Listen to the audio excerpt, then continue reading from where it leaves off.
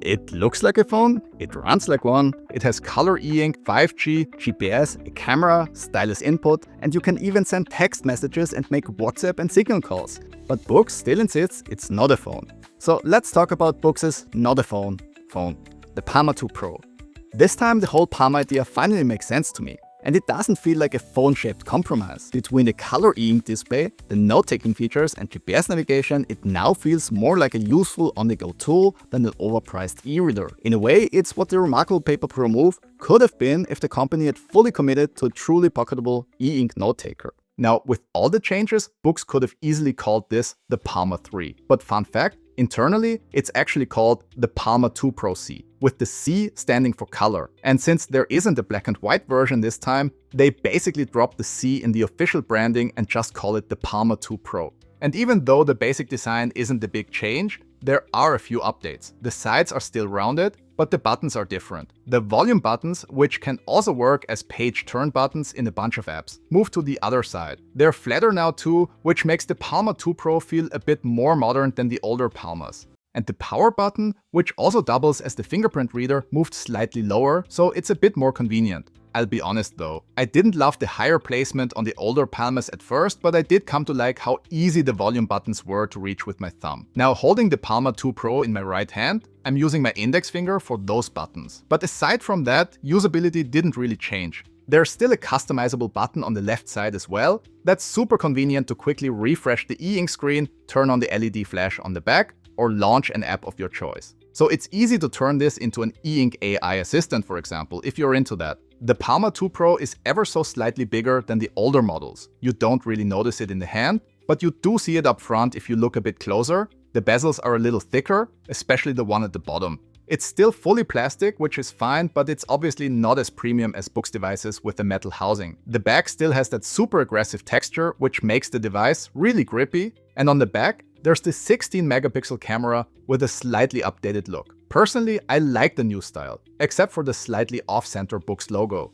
I know, that's nitpicky. But those little details are what separate a good device from a really polished one. The camera is serviceable, but that's about it. Expect soft details, weak dynamic range, and a tendency to blow out the highlights. Focus is a bit more reliable than on the regular Palma 2 though. So yeah, fine for the occasional, I need a quick picture moment, but nothing more. Down here you've got a speaker, and together with the earpiece on the front, it actually does stereo sound. There's also a microphone at the top, another one on the bottom, and a hybrid SIM/microSD tray. So you can expand the 128 gig internal storage, out of which 102 gigs are usable out of the box. That's 6 gigs more than on the Palma 2, interestingly. Or instead of the microSD card, you can use a second SIM card, which is kind of an odd choice for a device that isn't a phone. Do people really need to switch SIM cards just for mobile connectivity? Which brings us to the elephant in the room, and the question everybody's asking. With 5G connectivity, why is Boox not just making an e-ink phone out of this? First of all, I'd argue this is a phone,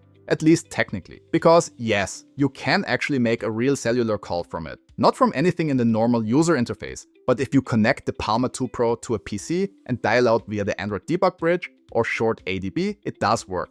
What doesn't work, however, is receiving normal phone calls. Boox seems to have removed the in-call UI entirely, so if you call the Palma 2 Pro, the other phone will ring, but nothing ever pops up on the Palma. No incoming call screen, so no way to answer. The only workaround I've found is using apps like Signal or WhatsApp. Even then, the incoming call still doesn't pop up like normal. You just get a notification. But once you tap that notification, you can take the call. I suspect any voice over IP app will work the same way. Boox doesn't include a shortcut to Android's network settings. You can still get there through the control panel, but it's another hint that the phone features were just stripped from the UI entirely, because the usual call-related settings just aren't there at all. So back to the question, which I also asked Boox, why not make a phone out of this? And honestly, the answer was neither very insightful nor satisfying. They basically told me it's just not a priority to turn this into a phone right now. If I had to guess why, I'd say it might be about regulations. Because once something is marketed as a phone, the requirements can be different than for just a device with a SIM slot and mobile connectivity. And we've actually seen similar weird choices elsewhere. The Viwood's AI paper reader, for example, can make phone calls out of the box. But for some reason it's missing a speaker, which limits it in a way that also feels kinda artificial. Like and subscribe so you don't miss the upcoming review. Back to the Boox Palma 2 Pro. I honestly wouldn't be surprised if the fix for this ends up being root access. I haven't had any luck with that so far, but we'll see what the community finds once more people get their hands on it. What does work though are text messages, but only when the device is connected to the GSM network, not over LTE. I installed Google Messages from the Google Play Store and was good to go once I forced it to use GSM. Sending and receiving text messages worked reliably. And that also let me use Signal and WhatsApp, which worked right away with the earpiece and microphone, pretty much like a regular phone. At least with my SIM card, I wasn't able to get a 5G connection, only LTE. Maybe that's just an issue with my SIM card or network, but be prepared that only 4G is working, which to be fair is still fast enough for an e-ink phone. And just like a lot of phones out there, the Palma 2 Pro uses a Snapdragon chip, specifically the Snapdragon 690, which is actually the same one as in the regular Palma 2. You do get a small RAM bump though, 8 gigs instead of 6. What this means in everyday use, the Boox Palma 2 Pro is easily fast enough for anything the e-ink screen can handle. But I did notice it can get quite warm under load, which isn't something I saw with the regular Palma 2 to the same extent. It's not alarmingly hot or anything, but it's definitely worth knowing because you will probably notice it when using different apps. So the display is still the limiting factor for anything dynamic. And for a lot of people, that's the whole appeal. It forces you to slow down compared to a normal LCD phone or tablet. The Palma 2 Pro's 6.13-inch display has a narrow 2:1 aspect ratio, which is a big part of why it's so pocketable. And it uses e-ink Kaleido 3, the same color screen tech we've seen in most color e-ink devices over the last few years. The base display is a 300 ppi black and white e-ink screen, and on top of that sits a passive RGB color filter with 150 ppi for color. Then, with some clever rendering under that filter, the display creates up to 4096 colors by essentially blocking the subpixels it doesn't need. And in my opinion, that works especially well on a portable device like this, because it's the kind of device you're more likely to use outdoors. Because that's where this type of display really shows its true colors. Pun intended. The trade-off with the color filter is that colors look more muted than on a typical LCD, especially when you don't have enough light. Another downside is the darker background. Compared to black and white e-ink, you'll end up using the Frontlight more often indoors. Personally, I don't mind that. I use the Frontlight on pretty much all my e-ink devices anyway, just to brighten the background a bit. And the last downside is the slightly grainier look. You mostly notice it when you're fairly close, around 30 centimeters or about 12 inches. The further you hold it from your face, the less obvious that fine RGB pattern becomes. So while I still prefer the cleaner look of black and white e-ink on a device like this, those feel like small compromises if what you want is color, because pretty much all of the downsides fade into the background after a short while. Contrast and color performance are very good. In my measurements, vividness comes in at 11.4%, 20.8%, and 6.8% for red, green, and blue, and 33.9%, 10%, and 13.2% for cyan, magenta, and yellow.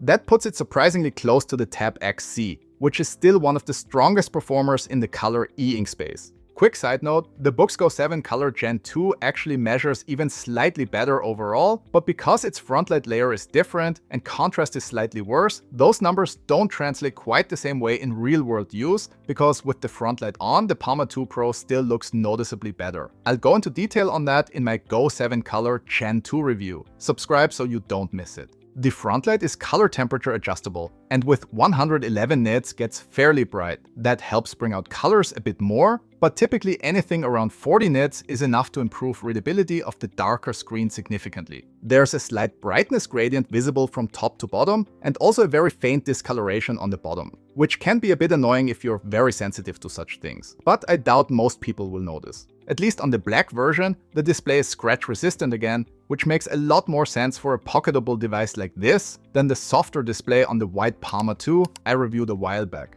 Like all recent Boox devices, the Palma 2 Pro is also really well optimized for e-ink. The UI is high contrast and avoids the typical Android color-heavy look, so it reads better on e-ink. And Boox also revamped the e-ink center. Now it's called e-ink Wise. It's basically a simpler version of the old system. And honestly, that makes the device easier to use overall. Even though most Android apps aren't designed for e-ink, a lot of them work surprisingly well right out of the box. And if something looks weird, you can tweak a few settings to improve compatibility. Thanks to Boox Super Refresh technology, you can even watch videos relatively well. Though that's of course not the main use case for a screen like this, and actually even drains the battery faster than on a regular LCD. Ghosting performance is decent, but not as good as we recently saw on the larger Note Air 5C or Tab X C. In case you haven't heard the term before, ghosting is when faint traces of previous contents on the screen are still visible, which is typical for e-ink displays because they actually move particles inside the display and some can get stuck temporarily. That's why you get that flashing you see with e-ink to essentially make sure none of the particles are stuck.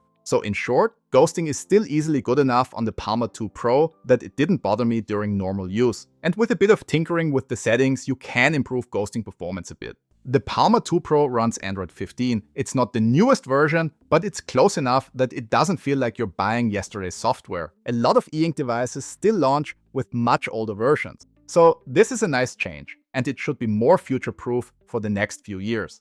The Palma 2 Pro includes Google Play and even passes the Play Strong Integrity check right now, and it's running the October 2025 security patch. Both nice to see. One heads up, even though this runs Android, don't expect the standard smartphone experience. To make apps look good on e-ink, Boox includes a ton of custom settings and optimizations. That does mean a steeper learning curve compared to a regular screen. So keep that in mind. But to be fair, Boox is constantly updating the UI to streamline things and reduce that complexity. So far, I haven't run into an app that outright doesn't work. It's more that the faster the app is, like games, the more compromised the experience becomes. But as I said, even watching videos works reasonably well for a quick check. Browsing the web or using Kindle, Marvel Unlimited, or any other app to read works great. Of course, with the limitation that the narrow aspect ratio of the display needs a bit of getting used to. Besides adding color and 5G to the Palma line, the biggest change here is pen support. The Palma 2 Pro supports capacitive pens, and Boox launched a new one alongside it, the InkSense Plus. It feels just as nice in the hand as the regular version. But the writing experience is noticeably better thanks to the smaller and slightly softer tip. It's still a pretty tappy writing experience, but there's a bit more resistance than the older pen that launched with the Boox Go lineup, and that alone makes it more pleasant to use. Since the pen doesn't magnetically attach to the device itself, you do have to charge it separately. With pen support, you also get Boox's feature-rich note-taking app. And it's mostly the same experience you get on the larger devices, just scaled down. One exception is templates. A lot of the built-in templates of the larger device simply weren't adapted for the smaller display and the narrower aspect ratio and are missing. You can add your own templates though. Pen latency is around 26 milliseconds. It's not the fastest I've seen, but it's absolutely fine, and it still feels connected and natural when you write. Accuracy also seems a touch better than on the Boox Go line, and I think the finer pen tip plays a big role in that. Now, because of the size, the Palma 2 Pro obviously isn't a main note taker for school or work, but as an on-the-go notes device, it works surprisingly well, even with the limited screen space. It's not as refined as the remarkable Paper Pro Move with its paper-like texture. But it's also way more portable, because this is a truly pocketable device. Unlike the remarkable Paper Pro Move, you can actually carry this around comfortably, even in your jeans pocket. Boox also redesigned the case and cover, and I like it a lot more than I expected. The folio separates easily from the case, and the InkSense pen is held on the strap magnetically. That keeps the whole setup from getting too wide, and it still fits relatively comfortably in a pocket. Is it the most secure way to carry a pen? Not really. There's always the risk to lose it, but the magnetic connection is fairly strong, so in my use I didn't worry too much.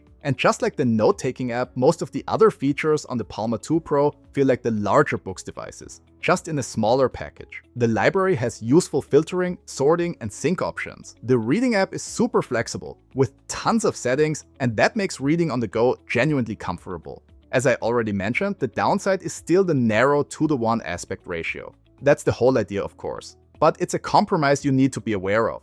Line length is shorter, and if you're reading for long stretches, it takes a bit of time to get used to, especially if you're coming from a more typical e-reader shape. The one thing I do miss on here are the more advanced PDF modes from the larger devices. So the columns modes are missing, which would have made a lot of sense in a device this small. But I'd say one big selling point of the Palma 2 Pro is the combination of GPS and mobile connectivity, because now you can actually use it as a standalone navigator, and with a color e-ink display, that makes a lot of sense outdoors. The screen is perfectly readable in direct sunlight, and with a few tweaks in the e-ink settings, reading maps work surprisingly well. Even the first GPS log was fairly quick, And in my testing, it was accurate too. So if you're looking for a device you can use for maps on a hike, while also being able to read, jot down notes, and stay connected, this is a genuinely interesting option, even if it doesn't make regular phone calls. Battery life is very good if you're mainly using it for reading. In my test, it lasted up to 42 hours of continuous reading with the Frontlight set to 40 nits. That's longer than any other color e-ink e-reader I've tested recently in my comparison. Link is in the description. But of course, with a device this versatile, it really depends on what you're doing. The almost 4000 mAh battery can deliver long runtimes. But if you're using the faster refresh mode, mobile data, running a lot of apps, or using GPS for navigation, that 40-hour reading number can shrink fast, down into single digits. So in the end, I have to say that the Boox Palma 2 Pro is the first device in the Palma line that I actually find appealing to use beyond just testing it for the review. And yeah, the intentionally missing phone functionality is still annoying, and hopefully we might get it back with rooting the Palma 2 Pro. But despite that, I really like what it brings to the table. Note-taking works well within the constraints of the small display and capacitive stylus, portability is great, the color ink display is generally useful, battery life is good overall, and I love having GPS on here for navigation outdoors. Besides the missing phone features, there's one other thing that makes this a not so easy buy, and that's the price. At around $400 or 400 euros, it's expensive.